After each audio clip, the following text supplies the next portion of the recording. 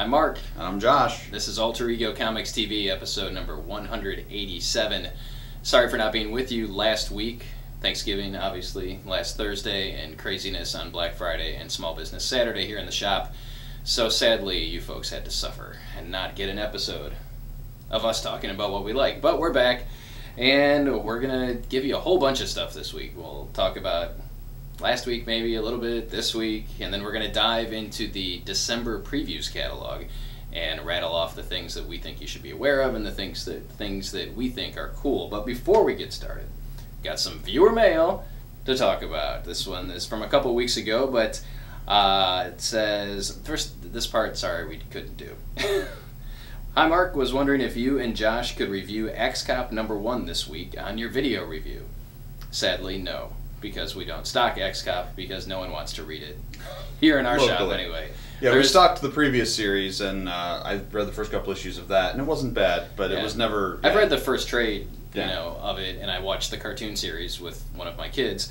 And X-Cop is funny. It's just not something that I'm into, or he's into, or really anyone in Allen County, Ohio is into, except for one guy. Yes, Jeff, I'm talking about you. Okay. Alright, so I wanted to say hi. I live in Geelong, Australia. Been a comic reader for 30 years and have watched your weekly video review for about 2 years now, and I look forward to it each week. If at all possible sometime, would you mind giving a shout out to the guys at Office Works Werribee, which is an office supply retailer, and there's a group of people who watch and discuss the video reviews each week. Apparently, maybe in the break room, maybe, I don't know where, but there's a laptop set up or something, and I see a bunch of guys sitting around talking about the video reviews. When I hear office supplies, I think of The Office. I think of The Office. It could be that back room in the office or the dock where they always end up having parties, and the dock guys end up doing funny things. So if that's the way it is, Greg, let me know. This is Greg, by the way, from Geelong. I don't know if it's Geelong or Geelong. Australia. So thanks, Greg, and everybody at Office Works Werribee for watching Alter Ego Comics TV. We appreciate each and every one of you. Alright, so that was fun. Let's move on to my pick from last week, which was maybe 2 weeks ago. When did this come out? It was last week. Was it last week? Yep. Gotham by Midnight #1 by Ray Fawkes and artwork by Ben Templesmith. And the Bat Family books are just firing on all cylinders. Every book that's being published under the Bat banner, for the most part. There are some actually... They canceled Dark Knight, right? Yes. Yeah, they're all good then. Well, is Batwing still being published? I'm not 100%... I know it got a lenticular cover for the September issue. I don't know if probably it is there. Extended after that or not. Because I know he's in Future's End. But they've rolled out a lot of new books. Gotham Academy, Arkham Manor, and now Gotham by Midnight. And this is my favorite of those three. Josh is going to consult the previews catalog. The central character in this is Jim Corrigan, a.k.a. the Spectre, and he's got a supporting cast of Gotham City police officers and consultants, including a nun, and they investigate paranormal type stuff that happens. It's kind of like the X-Files, and that's the vibe I got off of this, was that it's very X-Files-ish. They investigate the cases, paranormal crimes that the regular GCPD can't handle. We get an appearance by Batman. We get some discussion of the Spectre, and it's cool. I mean, it's very much Law and Order, Supernatural Law and Order, and wait, those are two shows that exist already, right? So if you like Supernatural or Law and Order or a Supernatural Law and Order, then you'll like Gotham by Midnight. Templesmith's artwork is perfect for this series. You may recall we were big fans of his work on 10 Grand before he had a nervous breakdown and had a falling out with J. Michael Straczynski. But Gotham by Midnight was your pick last week and my pick last week, so you know it's got to be good. If you haven't picked it up for one reason or another, you really should. And Batwing's not in the preview, so I'm going to say it's canceled. You heard it here last. last. Josh has declared that Batwing has been canceled. You're up. Oh, now I'm up. All right. Well, my pick for this week is the Autumnlands #2. What is the Autumnlands, you ask? It's a little book that was called Tooth and Claw last month. It was my pick last month, from Kurt Busiek with art by someone named Dewey. Let's go with Benjamin Dewey. And presumably for licensing or trademark reasons, they had to change the title from Tooth and Claw to The Autumnlands, although the subtitle is still Tooth and Claw. And this is still really fun for me. The anthropomorphic animals add I don't know, it's very dramatic. I mean, there's a lot of political maneuvering, and people are dying, and there's unrest, and I guess they're not quite slaves, but there's definitely a revolt going on. And all of them being animals makes it sort of surreal, which allows them to get away with stuff that I wouldn't buy in a strictly normal fantasy series. This issue, we've also got two very cool covers. One, a wraparound with the scary bison people, and then a cool Alex Ross cover with all the main characters in it. And Alex Ross covers are always awesome. So Tooth and Claw, still a lot of fun. We do get to find out who the legendary ancestor they teased in the first book was, that the legendary warrior that saved them all from magic. So it was Lassie. It was Lassie. Actually, the third Lassie. I'm not reading this book because talking animals make my head hurt, but I've read a lot of positive chatter on social media about this issue, and that the reveal was cool and it was all handled very well. So. Yeah, just because I don't like it doesn't mean you shouldn't like it. If you're like Josh and you like talking animals in real life or in comics, you should check out Tooth and Claw or the Autumnlands, which sounds like an outdoor concert venue. I don't know. Okay. This Friday at the Autumnlands. Or, yeah, Sarah McLachlan. Yeah. All right, my pick this week is Secret Six #1 by Gail Simone and Ken Lashley. You don't have to know anything about Secret Six to dig this book. It might actually help if you don't know anything about Secret Six. Yeah, because it's very much at least it appears on the surface to be a very different take on the Secret Six that Simone wrote pre-New 52, which was very popular with a fair number of people, but not popular enough to avoid cancellation. I really enjoyed this. There aren't a lot of answers in this issue. No. There are a lot of questions, and there are characters that, if you're familiar with the Secret Six or the DC Universe in general, that you'll recognize some names. Black Alice. I don't even think Catman is called Catman. I don't think they don't refer to him as Catman in here, but it is obviously Catman. Yeah. And then there's like some freaky old lady who shows her lady parts. Too. Yeah. And some other people. And on the cover we have a Talon. Who's also on the cover of the second issue, if I remember correctly. So it was intriguing. It was intriguing enough for me, still not knowing what was going on and who a lot of these characters are, that I really loved turning each page and got to the end of the book and I wanted to read more. And Lashley's artwork is, to me, it's very Raphael Albuquerque-esque. So if you like Albuquerque stuff and American Vampire and other stuff that he's done, it's very cool to look at, and I think it fits the mood of the story very well. So my bottom line with this one is it's perfect for new readers while still very enjoyable for people familiar with the Secret Six, and it is absolutely one of this week's best. Strix is the Talon. Was she the one from the Nagasaki stuff? Or you remember the issue of Batgirl for Night of the Owls? Oh, they had the bombing. It might be Hiroshima. It could be. Hiroshima. I don't know. Anyway. But yeah. Well, Simone was writing that at that time. You would think, probably. Next up this week is an announcement, a public service. Justice League 3000 contains two of DC's greatest characters, Blue Beetle and Booster Gold. And these are notably the pre-New 52 incarnations of Blue Beetle and Booster Gold. And it is written by Keith Giffen and J.M. DeMatteis, who worked on the best Blue Beetle and Booster Gold stuff in Justice League International. So if you like that, if you like the classic New 52 Blue and Gold team-up, this is where you're going to find it. And it's going to keep rolling on, as we'll see when we talk about previews. All right. My last regular comic to talk about this week is Wolf Moon #1. This is written by Cullen Bunn, who has written a lot of things from his creator-owned book, The Sixth Gun, to all of the Deadpool Kills books over at Marvel, and a variety of other things, including that book at Oni that I like. That book I like. What's that called? The Norse book with the witchcraft. Ragnarok? No. No. We're not going to get it. Okay. We'll figure it out later. The one that just started a second miniseries? Yeah. Oh, Helheim. Helheim.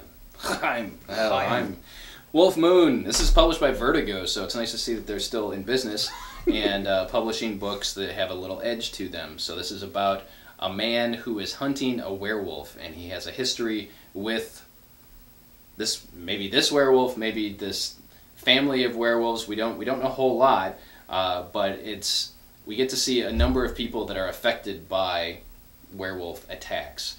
And the artwork by Jeremy Hahn is excellent. The writing by Cullen Bunn is excellent as usual. And it was intriguing and interesting. Is that a Jay Lee cover by any chance? It is a a lot Jay like Lee a cover. Jay Lee Look, cover. it says J. June. It's J. June.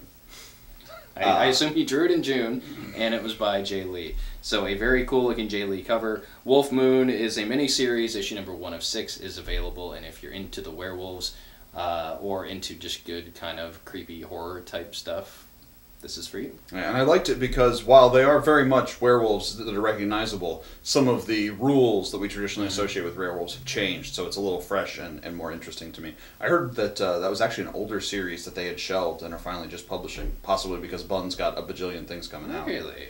Yeah. But. Well, we should mention, I don't want to take, I don't know. I don't know if I should kick Vertigo after I've already kind of kicked them, but it's just a refresher when I talked to Joshua Williamson about Nailbiter. Vertigo was the company that passed on Nailbiter twice before it was picked up by Image. So a lot of people passed on Star Wars. You know, it happens. It's a business. Do what you want with that. You don't know what it's going to be. Next up, last week and this week we got some awesome trades over at DC. We got the first volume of Batman Eternal and the first volume of Future's End. These are massive trades that are the best way to get you up to date on the weekly series. We've got 21 issues in the Batman trade, 18 counting the 0 issue in the Future's End trade, and these are just awesome. Just the opportunity to get caught up on 2 of the most popular DC series that are going on right now. Absolutely.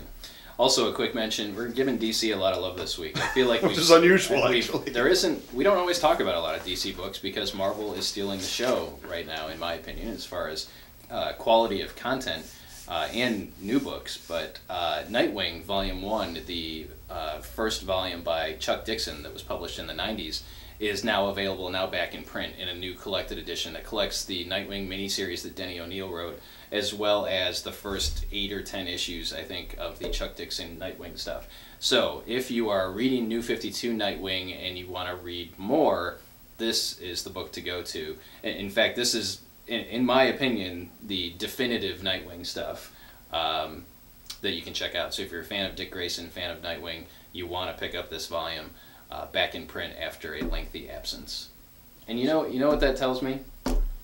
Now that I've actually said it out loud. Nightwing's going to be in Batman Superman? No, it tells me that DC is realizing the value of their pre-New 52 content, and they're not necessarily seeing the traction on the New 52 stuff.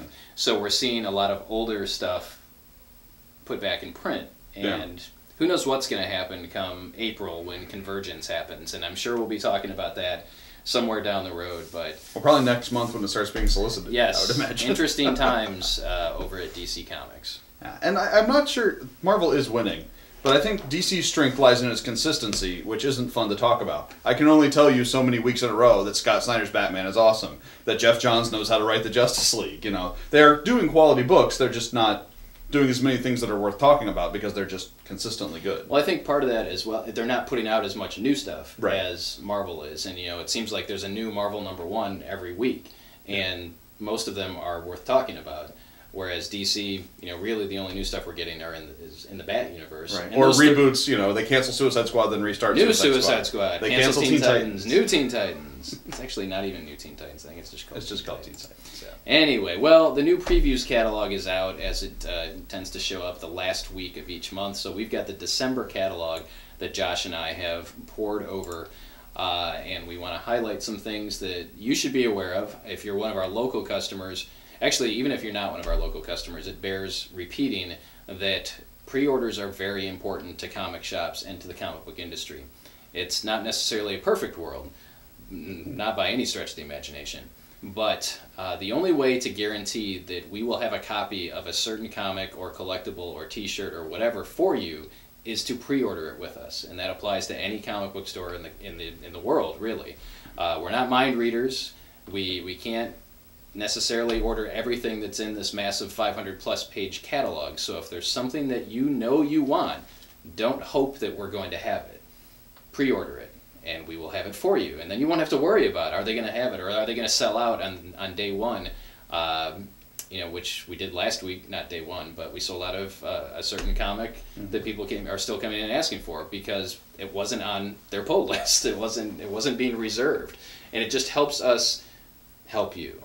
I think I said that last time too. So help us help you. Help your local comic book store help you by pre-ordering. And that helps the publishers. It helps the comic book creators. It helps everybody make sure that we have the content available that you're looking for. Does that make sense? Yeah. Is that good? You got anything to add? No. Okay.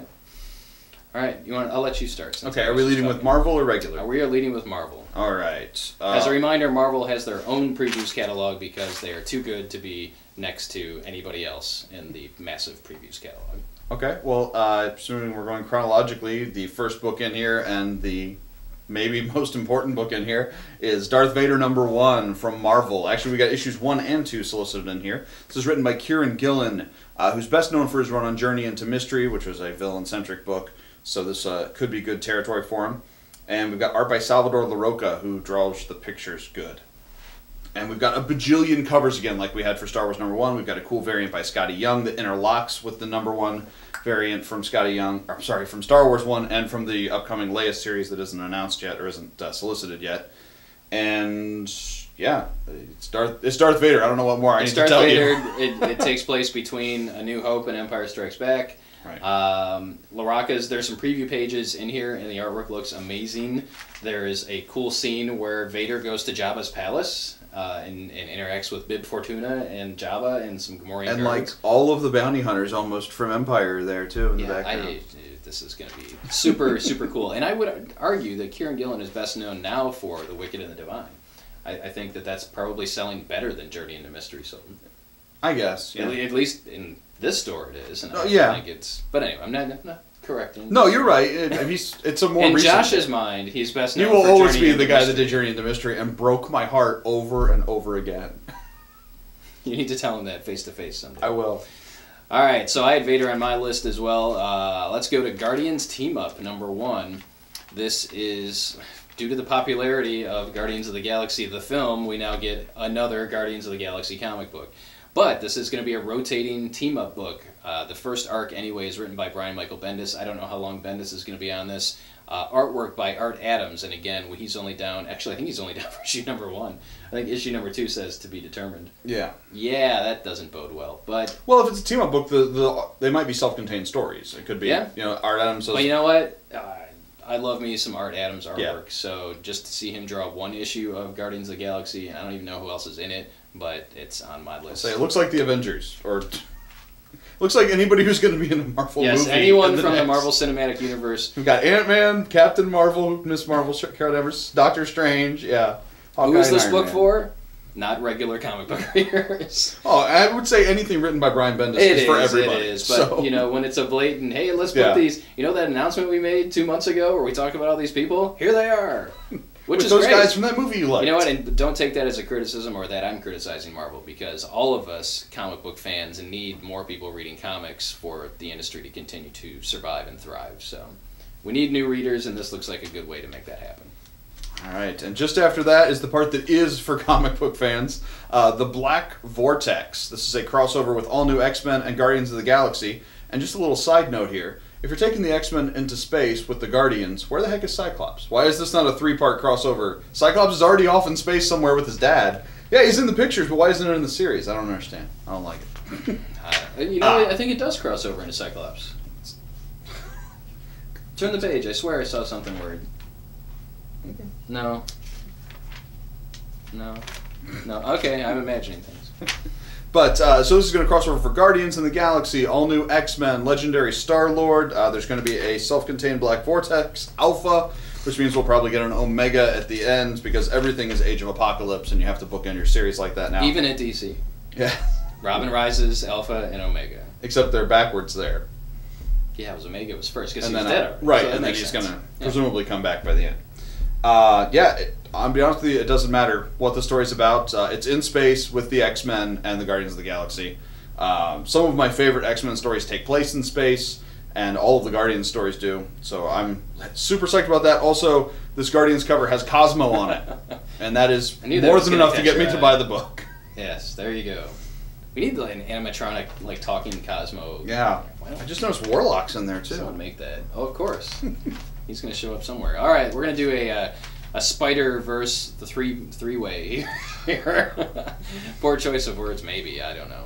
Spider-Gwen #1 by Jason Latour and Robbie Rodriguez. Because everyone demanded it, Spider-Gwen gets her own ongoing series. And you know what?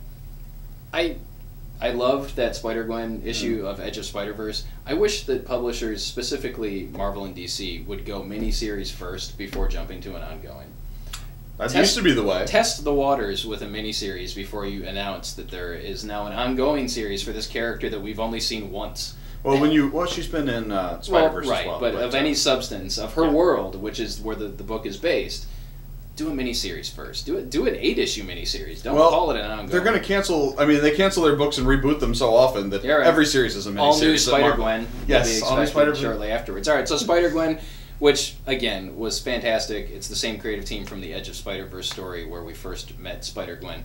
Also in February we get Silk #1, another ongoing series with a Spider Family character. This one written by Robbie Thompson and artwork by Stacey Lee.